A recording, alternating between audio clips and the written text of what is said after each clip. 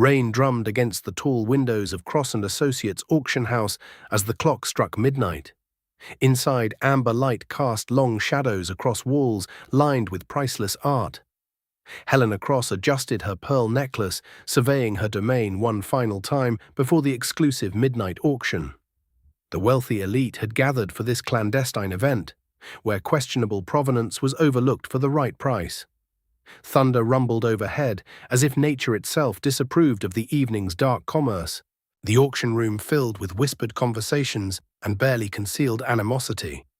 Sophia Vance, Helena's former protégé, stood near a Renaissance painting, her burgundy dress catching the light as she pointedly avoided her mentor's gaze. Marcus Blackwell paced by the auction podium, his expensive suit unable to hide his nervous energy.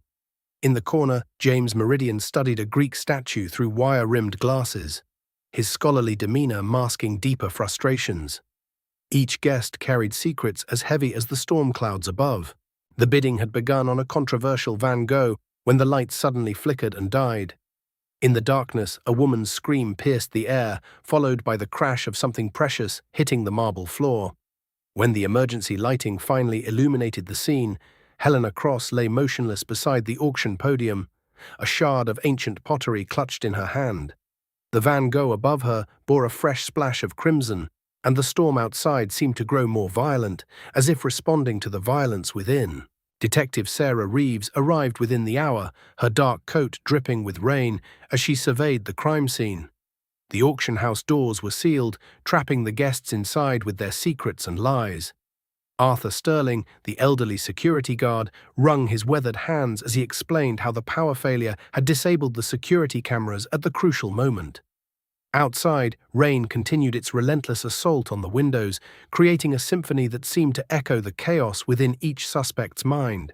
One by one, Detective Reeves questioned the suspects in Helena's opulent office.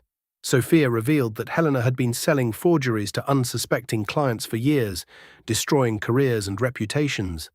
Marcus confessed that Helena had been blackmailing him over fake pieces in his collection, threatening to expose him publicly. James spoke of Helena's ruthless methods in acquiring stolen artifacts, his scholarly integrity offended by her practices. Each story painted Helena as a woman with many enemies, but which one had finally acted on their hatred?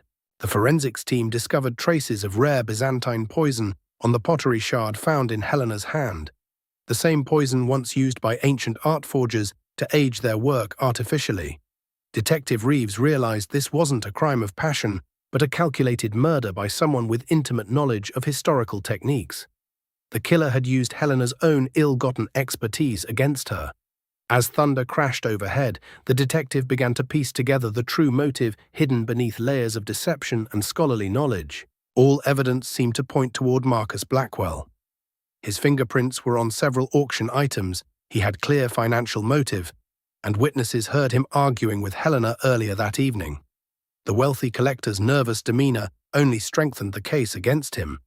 Detective Reeves was almost convinced she had found her killer when Arthur Sterling mentioned something peculiar. He had seen someone in the archives room shortly before the murder, someone who shouldn't have had access. The rain intensified as if nature itself was urging her to dig deeper. Detective Reeves gathered all suspects in the main gallery, surrounded by the very artworks that had motivated murder. Accusations flew like the rain against the windows. Sophia blamed Marcus for his greed, Marcus pointed to Sophia's betrayal of her mentor, and both questioned James's convenient absence during the power failure. The storm outside reached its crescendo as emotions peaked within. In the amber light of the chandeliers, each face revealed guilt. But whose guilt was that of a killer? The detective studied them all, knowing the truth was hidden in plain sight. The truth struck Detective Reeves like lightning, illuminating the storm. James Meridian's scholarly knowledge of ancient poisons, his access to the archives, and his moral outrage at Helena's practices painted a clear picture.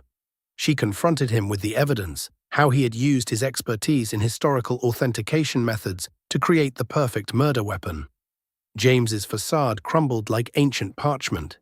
He confessed that Helena's destruction of priceless cultural heritage had become unbearable. In his twisted logic, removing her was preserving history itself. His love of art had become an obsession, and that obsession had turned deadly. As dawn broke, the rain finally ceased, leaving the city washed clean, but the auction house forever stained by its dark revelations. James Meridian was led away in handcuffs, his scholarly reputation destroyed by his obsession with preserving what he saw as cultural purity. The remaining suspects departed into the grey morning light, each carrying their own moral wounds from the night's events. Detective Reeves stood alone in the empty gallery, surrounded by artworks that had witnessed both beauty and betrayal. The storm had passed, but the shadows it cast on the art world would linger long after the last raindrop fell.